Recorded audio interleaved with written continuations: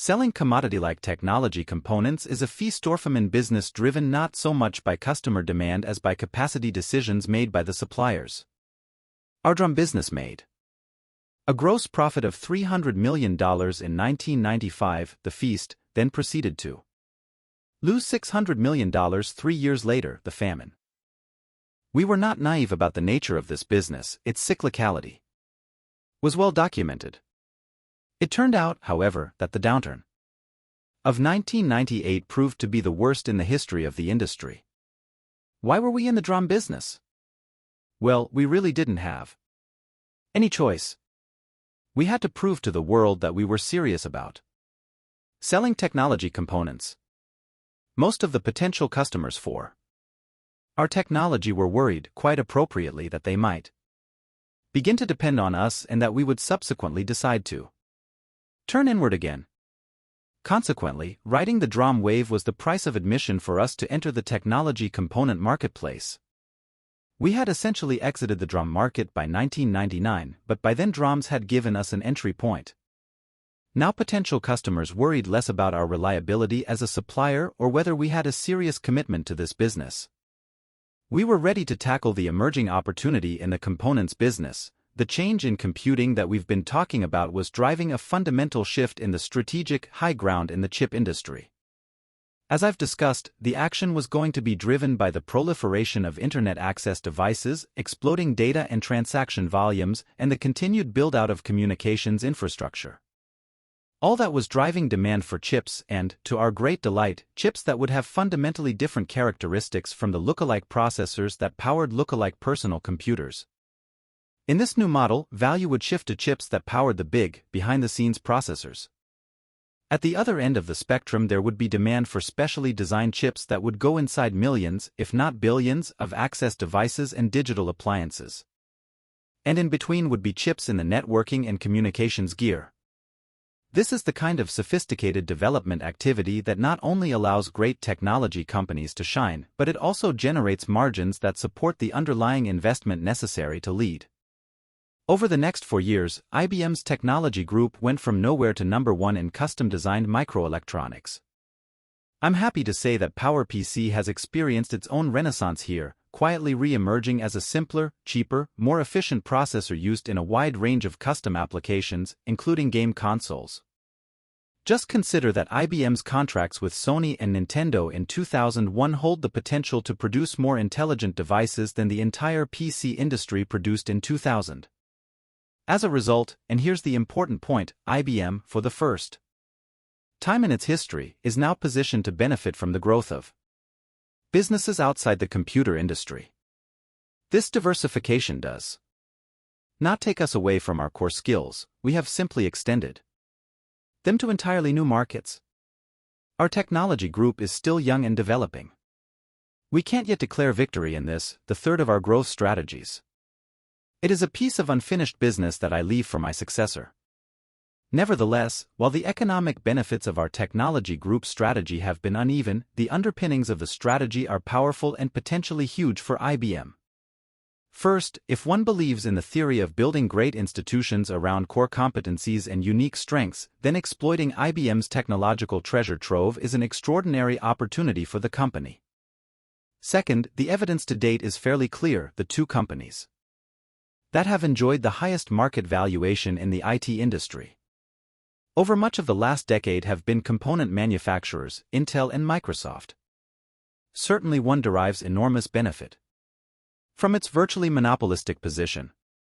But there is no doubt that a strategy built around providing fundamental building blocks of the computing infrastructure has proven to be extremely successful in this industry. 17. Unstacking the stack and focusing the portfolio. Before you proceed with this chapter, let me make one disclaimer about the upcoming diagram. I am not going to launch into a primer on computing topologies.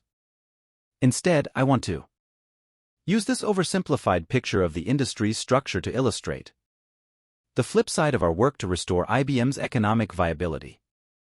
This is about the bone-jarringly difficult task of forcing the organization to limit its ambition and focus on markets that made strategic and economic sense. The diagram is commonly called the stack, and people in the computer industry love to talk about it.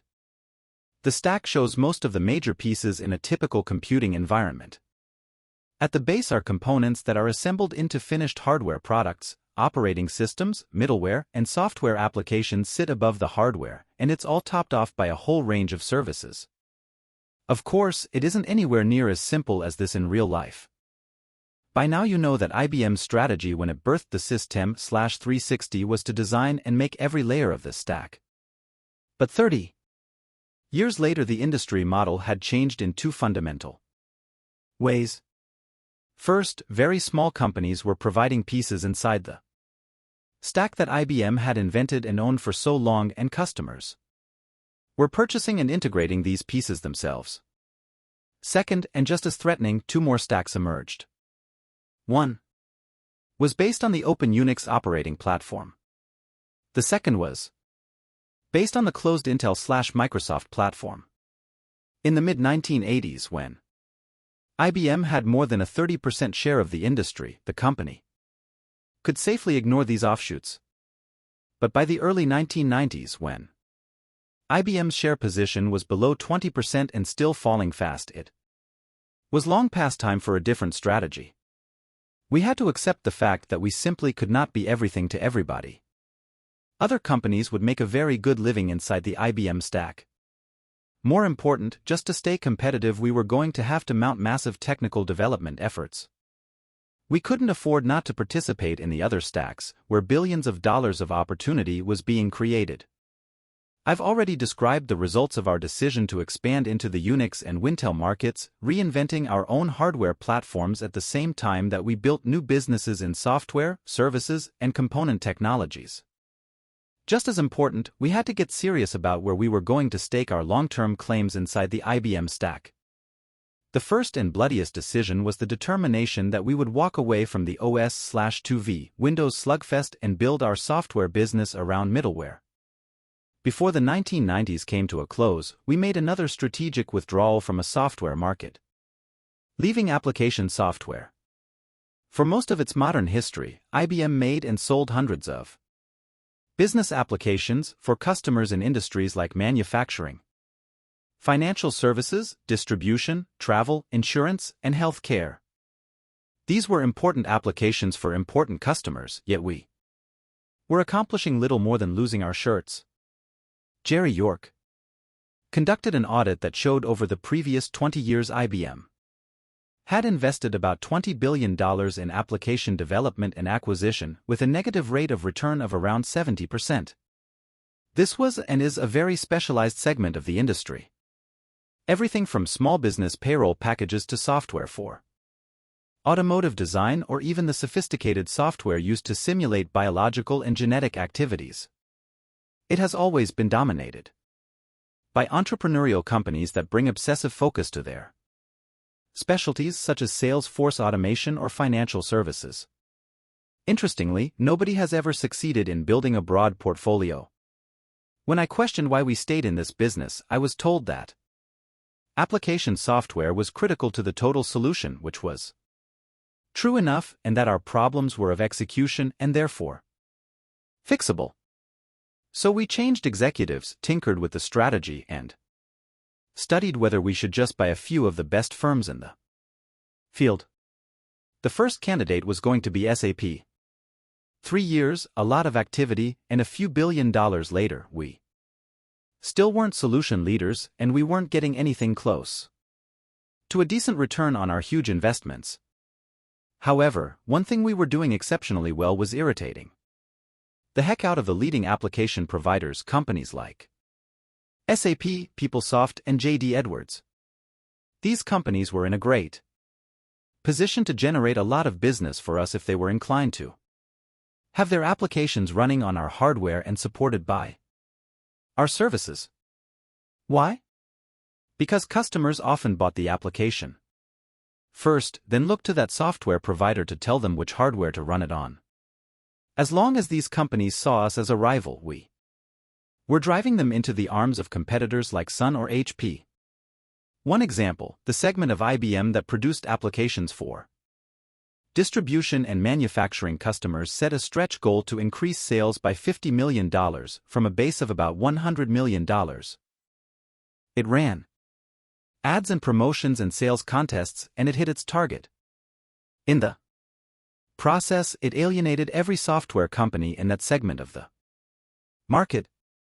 Those companies, in turn, stopped recommending our hardware and contributed directly to a $1 billion decline in sales of one of our most popular products. By 1999, we were finally ready to admit to ourselves that we could never be as single-minded as application providers that were in business to do just one thing and do it better than anyone else.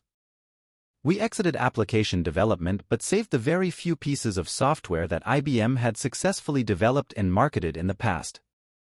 Thousands of software engineers were reassigned to other work, laboratories were closed, and investments were written off or sold. Important as it was to stop deluding ourselves about our proficiency in this part of the stack, just as important was the message that we were prepared to work with the leading application software developers.